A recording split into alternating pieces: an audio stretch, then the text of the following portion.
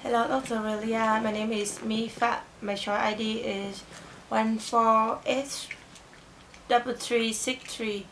And today I'm going to talk about the successful management of Bob Iger, the CEO of Walt Disney. Bob's story is remarkable. He began his career as a weatherman at a local TV station. Over the course of 30 years, he rose up the rank at ABC and then Disney until he became the Disney CEO in 2005. Under Bob's leadership, Disney stock grew from 28 to 120, more than 4 times growth in 10 years. Disney has made a number of strategic acquisitions under Bob, including buying Pixar, Marvel, and Lucasfilm. Bob shared some of his leadership lessons from Disney over the years, and here are the five most important ones. The first is create a simple and clear vision. Second, make a long-term bet. The third is set ambitious and risky goals. The fourth is be curious and optimistic, and the last one is strive for excellence.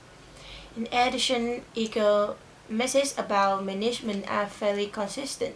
Embrace the technology, embrace risk, and embrace positivity as a leader. We have to exhort people, particularly our leader, to take risks. To go further, the first one, create a simple and clear vision. When look at Disney business, it seems very complicated. They have multiple business like movie studio, TV brands, consumer retail store, and theme parks. They also have multiple major brands within the Disney family. Disney itself, Pixar, Marvel, Star Wars, and ESPN. That's why it's important for Disney to have a simple and clear vision that ties everything together. Bob shared the vision for Disney. He says that we are in the business of telling story, and Bob takes the telling story at the number one of Disney. The second one, make a long-term bet. Bob believes in the value of persistence and thinking long-term.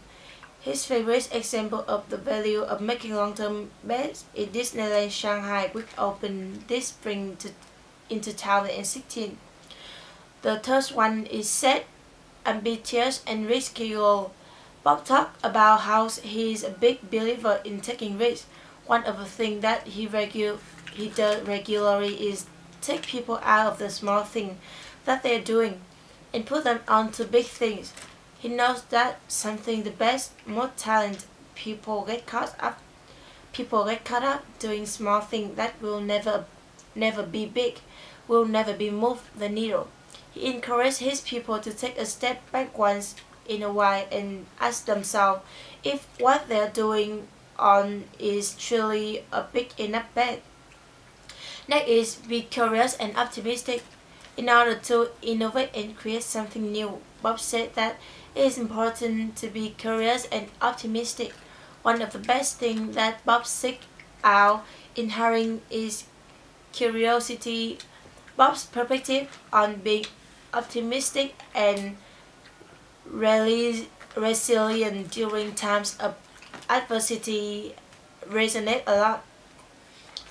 The last one is strive for excellence. Bob's final leadership lesson was a call for all of us to strive for excellence in work. Bob was referring the relationship he built with Steve Jobs as Disney first partner with and then acquired Pixar while Steve was CEO.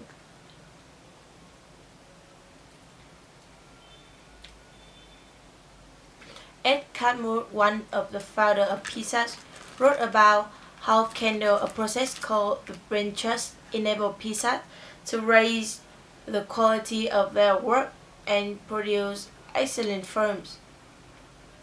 On Bob leadership and control lesson was really resonant. His leadership approach touched on many of the themes and concept.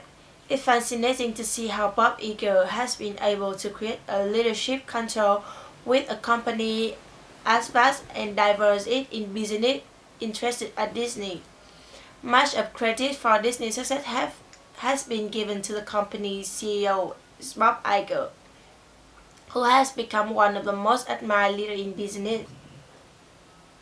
There are many lessons that entrepreneurs and other leaders can learn from Iger, like money spent on quality acquisition will pay off. Paying a high price for a quality acquisition will pay off in the long run. Like Warren Buffett, Iger knows that you have to spend money to make money.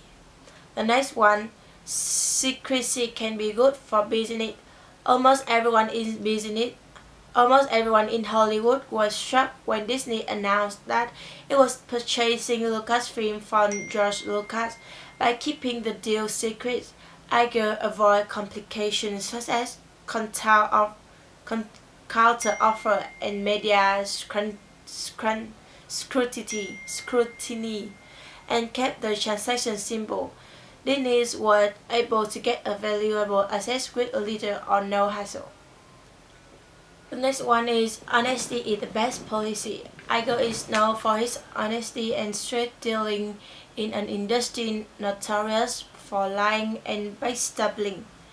This enabled him to make major deals such as the purchase for the animation studio pieces from Apple Steve Jobs and the Lucasfilm Corp. The major reason Iger was able to pull out those deals was that Jobs and George Lucas knew that they could trust him. They understood that he could give them a good deal and then chase their creation right. The next, the first, wait, yeah. The fourth lesson is mentorship can pay off. Iger is well-known mentor to other business people. In 2014, Iger launched a Disney accelerator program that gave a group of startup investment capital and mentorship from the company executive. One of those executives was Iger himself, who was working with a small robotic company in Colorado called Sphero. During the mentorship process, Iger spotted a Sphero product that looked a lot like BB-8, a new droid in The Force Awakens. Disney licensed Sphero to make robotic toys based on BB-8.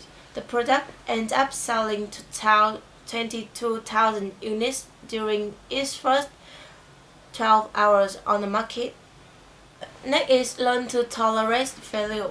In 2013, Iger told Hollywood Report that he views a subordinate failure as an opportunity for that person to come back and try again and not get excoriated, not get penalized for having taken that risk and fail, because it's what an honest risk to take an honest mistake. The last one is a strong band is everything. Field executives understand that creating and maintaining a strong band is the key to success in today's digitally connected world. Disney is built on a series of strong bands, including Star Wars, Disney South, Marvel, and Pixar. Thus can be repurposed across a wide variety of mediums and product lines. For example, a Marvel superhero such as Captain America can appear in video games, comic books, movies, on clothing, and on store sales as a variety of toys, all of which can generate revenue for Disney. In conclusion, Bob Iger is the flashiest business leader around, but he is certainly among the most successful managers. Studying Iger and the empire he has built at Disney can can teach anybody a great deal about business, leadership, marketing, and branding. This is the ending of my talk. Please, here is and please enjoy it. Thank you.